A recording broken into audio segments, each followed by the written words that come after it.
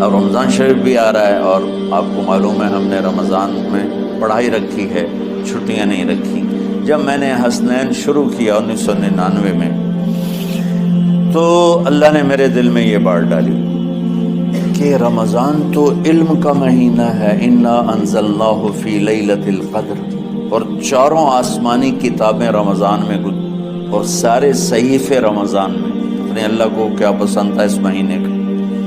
حضرت ابراہیم علیہ السلام پر چھوٹی کتابیں اتری یکم رمضان کو، حضرت موسیٰ علیہ السلام پر تورات اتری 2 رمضان کو، حضرت داؤد علیہ السلام پر زبور اتری 6 رمضان کو، حضرت عیسیٰ علیہ السلام پر انجیل اتری 12 یا 18 رمضان کو، اور اللہ کے نبی پر قرآن اترا فی لیلۃ القدر، لیلۃ القدر میں اترا۔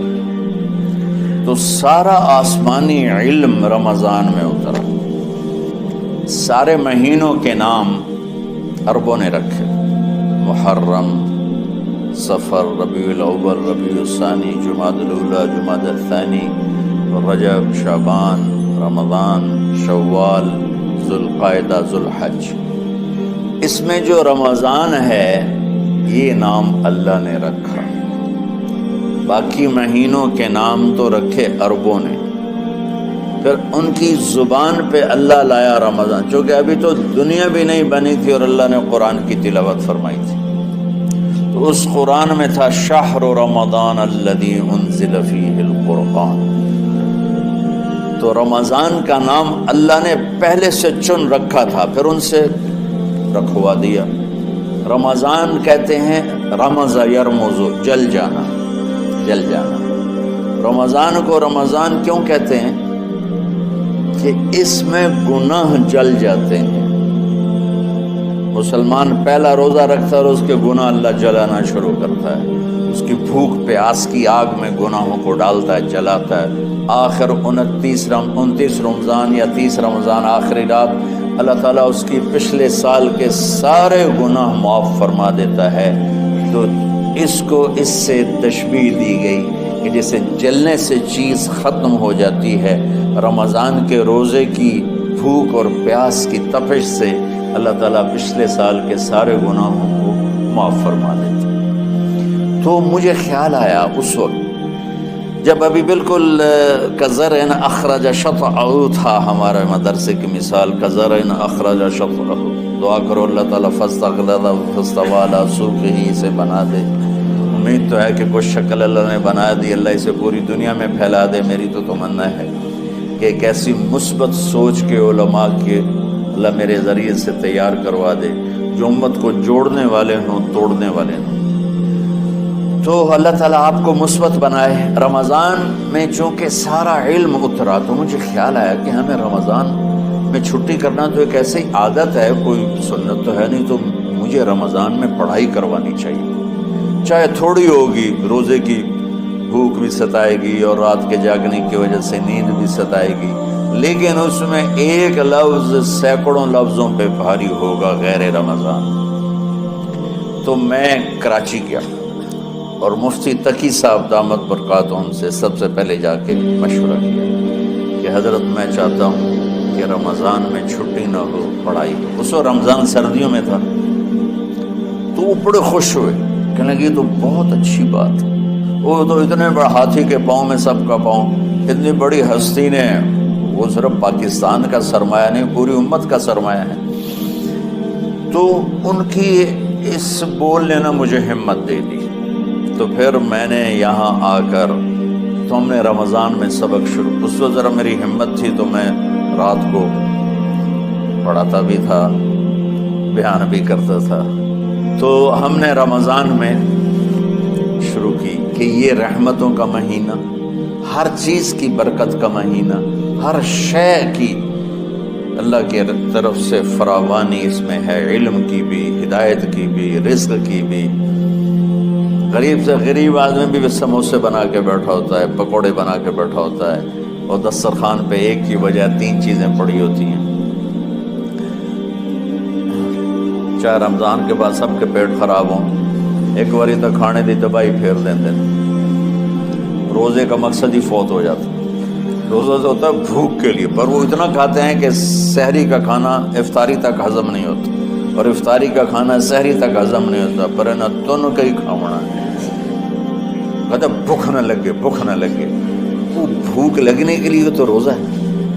ایک تو یہ جسم کو صاف کرتا ہے، دوسرا غریبوں کی غربت کا احساس پیدا کرتا ہے کہ جو بھوک تو آج برداشت کرتا ہے، غریب روزانہ یہ بھوک برداشت کرتا ہے۔ تو اللہ کے غریبوں کا، غریب بندوں کو کی خدمت کر، ان تک اپنے مال پہنچا، اپنا اللہ نے دیا ہے تو ان کو بھی اس میں شریک کر، قبر میں لے جائے گا۔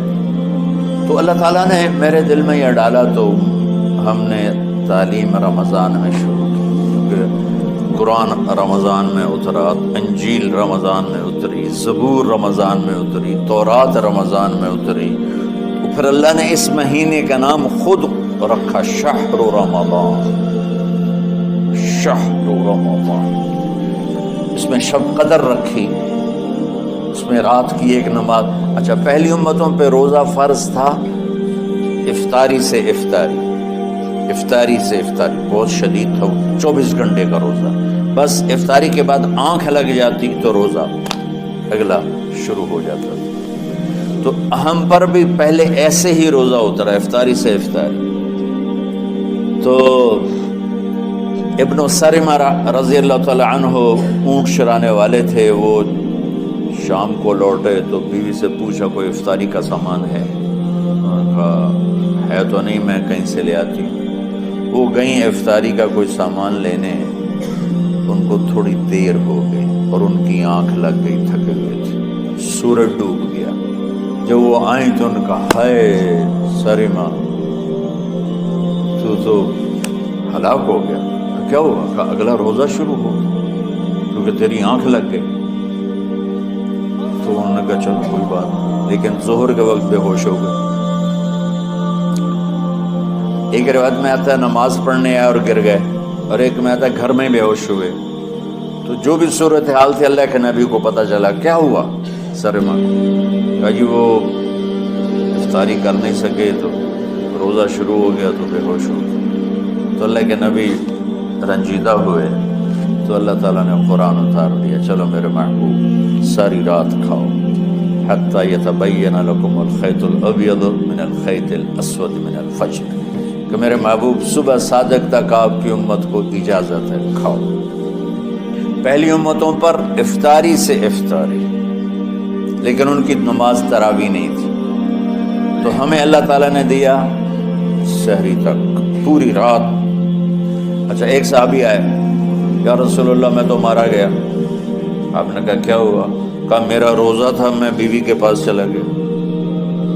آپ نے کہا تو پھر تو غلام آزاد کر، کفارہ دے۔ کہا جی میں تو خود غریب آدمی ہوں، غلام کہاں سے آزاد کروں، خریدنا پڑے۔ آپ نے کہا 60 مسکینوں کو کھانا کھلا۔ کہ میں آپ مسکین ہیں، میں کینوں کھانا کھلاؤں؟ آپ نے فرمایا پھر آخری ہے کہ 60 روزے مسلسل رکھنے ہوتے ہیں جو کفارے کے ہوتے ہیں۔ وہ کہنے لگا ایک روزے چاہے کم کیتا ہے، 60 روزے جو میں کی کروں گا۔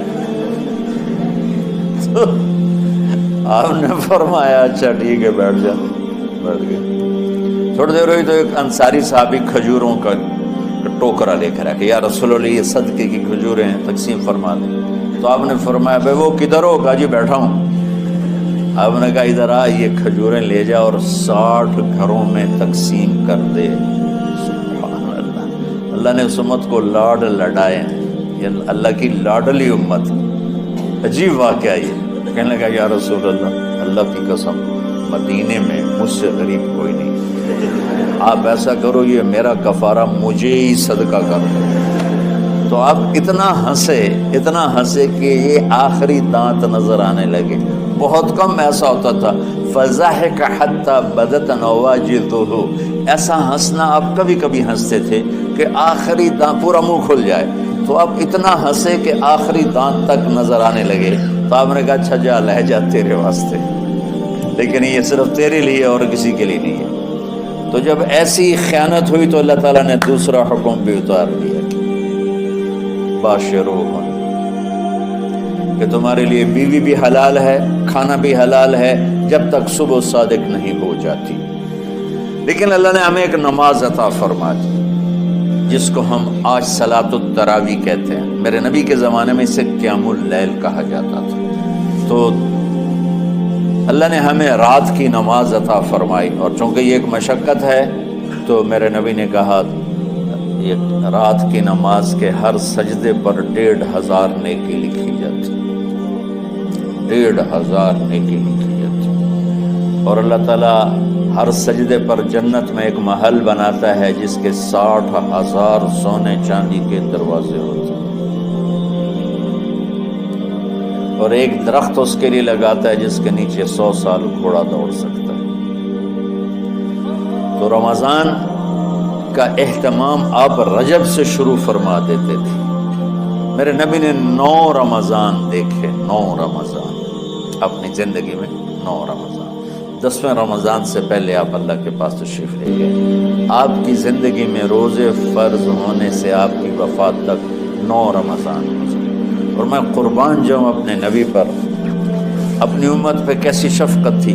آپ سحری کھاتے تھے بالکل آخری وقت، ادھر بلال اذان دے رہا ہے اور ادھر آپ آخری لقمہ کھا رہے ہیں، اور ادھر سورج نیچے ہوا اور آپ کھجور منہ میں. ایک آدمی اوپر کھڑا ہوتا تھا مدینے میں تو وہ چھت پہ، گھر کی چھت پہ کھڑا ہوتا تھا. سفر میں ہے تو وہ کسی پہاڑی پہ کھڑا ہوتا تھا.